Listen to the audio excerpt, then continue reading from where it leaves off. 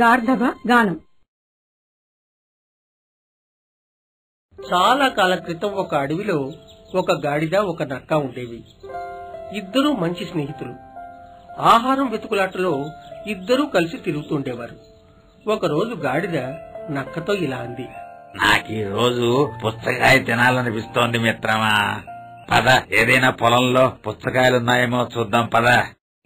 గాడిద నక్క కలిసి బాగా వెతికారు. చివరికి వారికి ఒక పొలంలో పెద్ద పెద్ద పుచ్చకాయలు కనిపించాయి. పొలంలోకి అవి వెళ్లడం ఎవరైనా చూస్తారేమోని రాత్రి అయ్యే వరకు అవి వేచి ఉన్నాయి. రాత్రి అయ్యాక పొలంలోకి వెళ్లి పుచ్చకాయలు తిన్న తర్వాత, పుచ్చకాయలు బాగా తీయగా ఉన్నాయి.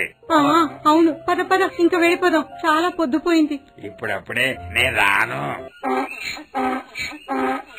ఎందుకని? తీయటి పుచ్చకాయలు తిన్న తర్వాత నాకు పాట పాడాలనిపిస్తోంది. అరే మూర్ఖుడా, పెద్దగా గోల చేయకు. ఈ కాకి గోలకి రైతు ఇటు రాగలడు. అవును నిజమే, నువ్వు పాడుకో, నేను మాత్రం పొలం బయట నీకోసం ఎదురు చూస్తూ ఉంటాను అన్నట్లుగాని నక్క పొలం బయటికి వెళ్లిపోయింది. రైతు గాడిద ఒండ్రు పెట్టడం విని చేతిలో కర్ర తీసుకుని పొలం వైపు వచ్చాడు. గాడిదను కర్రతో బాదుతూ ఇలా అన్నాడు, ఆ పొలంలోని పుచ్చకాయలన్నీ దొంగతనంగా తింటావా? నీకు బుద్ధి చెప్తాను. రైతు కొట్టడం వల్ల గాడిద క్రింద పడిపోతుంది. కింద పడిన గాడిదను చనిపోయిందనుకుని రైతు వెళ్లిపోతాడు.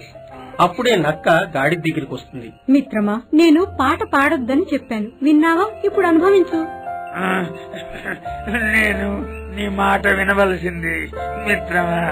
ఇకపై నీవు చెప్పే సలహాలు విని పాటిస్తాను.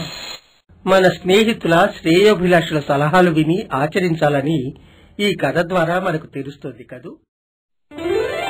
గార్ధబ గానం. చాలా కాలం క్రితం ఒక అడవిలో ఒక గాడిద ఒక నక్క ఉండేవి. ఇద్దరూ మంచి స్నేహితులు. ఆహారం వెతుకులాటలో ఇద్దరూ కలిసి తిరుగుతుండేవారు. ఒకరోజు గాడిద నక్కతో ఇలా అంది, నాకీ రోజు పుచ్చకాయ తినాలనిపిస్తోంది మిత్రమా. పద, ఏదైనా పొలంలో పుచ్చకాయలున్నాయేమో చూద్దాం పద. గాడిద నక్క కలిసి బాగా వెతికారు. చివరికి వారికి ఒక పొలంలో పెద్ద పెద్ద పుచ్చకాయలు కనిపించాయి. పొలంలోకి అవి వెళ్లడం ఎవరైనా చూస్తారేమోని రాత్రి అయ్యే వరకు అవి వేచి ఉన్నాయి. రాత్రి అయ్యాక పొలంలోకి వెళ్లి పుచ్చకాయలు తిన్న తర్వాత, పుచ్చకాయలు బాగా తీయగా ఉన్నాయి. అవును, పద పద ఇంకా వెళ్ళిపోదాం, చాలా పొద్దుపోయింది. ఇప్పుడప్పుడే నేను రాను.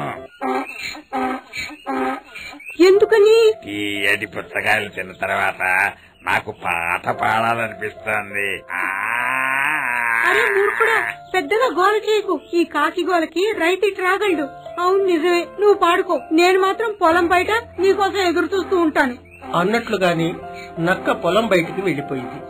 రైతు గాడిద ఒండ్రు పెట్టడం విని చేతిలో కర్ర తీసుకుని పొలం వైపు వచ్చాడు. గాడిదను కర్రతో బాదుతూ ఇలా అన్నాడు, ఆ పొలంలోని పుచ్చకాయలన్నీ దొంగతనంగా తింటావా? నీకు బుద్ధి చెప్తాను. రైతు కొట్టడం వల్ల గాడిద క్రింద పడిపోతుంది. కింద పడిన గాడిదను చనిపోయిందనుకుని రైతు వెళ్లిపోతాడు. అప్పుడే నక్క గాడిద దగ్గరికి వస్తుంది. మిత్రమా, నేను పాట పాడొద్దని చెప్పాను, విన్నావా? ఇప్పుడు అనుభవించు. నేను నీ మాట వినవలసింది మిత్రమా. ఇకపై నీవు చెప్పే సలహాలు విని పాటిస్తాను. మన స్నేహితుల శ్రేయోభిలాషుల సలహాలు విని ఆచరించాలని ఈ కథ ద్వారా మనకు తెలుస్తుంది కదూ.